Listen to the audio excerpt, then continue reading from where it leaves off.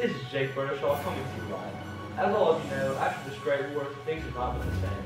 People are having time off their jobs, and during their time off, they're enjoying sports events like baseball, football, and golf.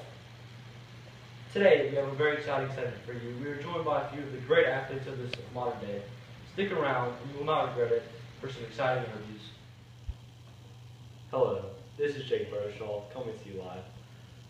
The 1920s have been said to be the golden age of American sports. One man is a big reason for this sudden interest in sports, and his name is Babe Ruth. We happen to have him here today. Welcome to the stage, everybody, Babe Ruth. How you doing, sports? Pretty good. How about you, buddy? Have a seat. All right. Yeah, you can have a seat, buddy. All right. All right. Well, tell us, Babe. Where'd you come from? Where did this all start? I started as a young foster boy when my parents were very abusive as a child, and I started in a foster home. I worked my way up, played ball all through the years in the schoolyard, and finally some people noticed me, and I eventually made a name of myself. Can you tell us who you play for? Played for the New York Yankees. What position do you play, buddy? Played first base, but when I didn't have a very good night the night before, I usually sit the day out or just DH, designated hitter, where I only hit. That's because you're a great hitter. How many home runs do you have? Oh, last season I had 56, and this season I'm on pace for 60, which would be which would break my own record. So. Well, let's look forward a few years down the road. What do you say you plan on? How many home runs you plan on having by the end of your career? I wouldn't mind having 714 home runs. Just a wild number. One man told me one time that it's not that you hit more home runs than everybody. It's that you hit them better, higher, faster, and with much more flamboyant flourish than everybody else. Yeah, the chicks dig the long ball, and it's not so much. I mean, I do hit a ton of home runs, and that's what the people love, seeing that ball go over the fence. But it's the way I hit them. I mean, in batting practice the other day, me and Gehrig and Coach Stingle, manager Stingle, such a joke, but I love the guy. We were measuring it, and we got some of the trainers to help us out, and he measured 541 feet on one of my bombs that went out of the stadium in batting practice. Well, folks, you heard it here live.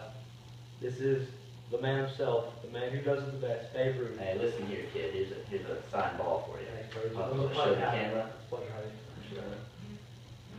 Yeah, that'll be worth something someday. It's signed by Babe Ruth, the man himself. Thanks for having me. That's right. See you later, buddy. Now, after that wonderful Babe Ruth segment, we're here to talk about college football. Recently, I've heard news about universities building stadiums, Notre Dame, Alabama, Illinois, big schools all around America, talking about this Harold Grange. Well, lucky for you guys, we have Harold Grange here live today. Welcome, Harold. Thank you. Thank you for having me. How are you doing this morning? Doing well. That's great. That's great. So I hear you're doing pretty well in this senior year of high school. Yes, So sir. could you tell me a little about that? This is my senior year. I've accumulated 75 touchdowns in my high school career as a 75. That's impressive. Yes, sir. It's a wonder. It's no wonder so many schools like you. Yeah. 16 varsity letters, and how many sports do you play? 4: football, basketball, track and field, and baseball. There's talk about all these schools wanting you. What are you winning most sports? Well, I talked to a couple schools, Alabama, Notre Dame. Coach Rockney from Notre Dame is, He's recruiting you hard, isn't he? and also Illinois.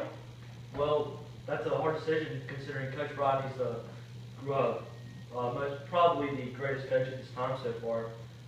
Where is Wheaton located? Maryland. Maryland? In a lumber yard.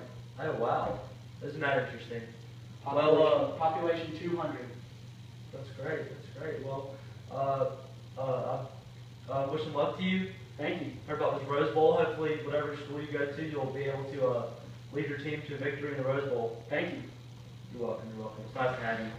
You're here live with future legend. Today we have a special interview with one of the greatest golfers of this time, Mr. Walter Hagen. Mr. Hagen, how are you? Pretty good, son. How are you? I'm doing well.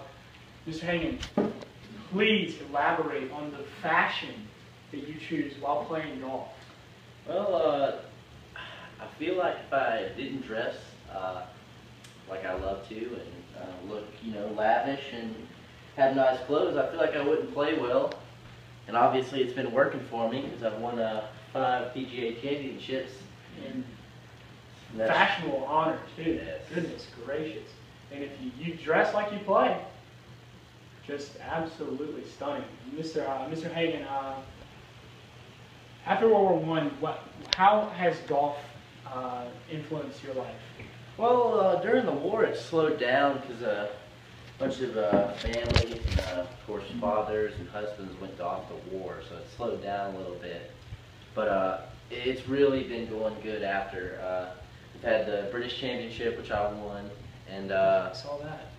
it's been real fun because people got more interested, and it's helped out the country, I think, get over this hard time. So. Well, you're surely growing the sport.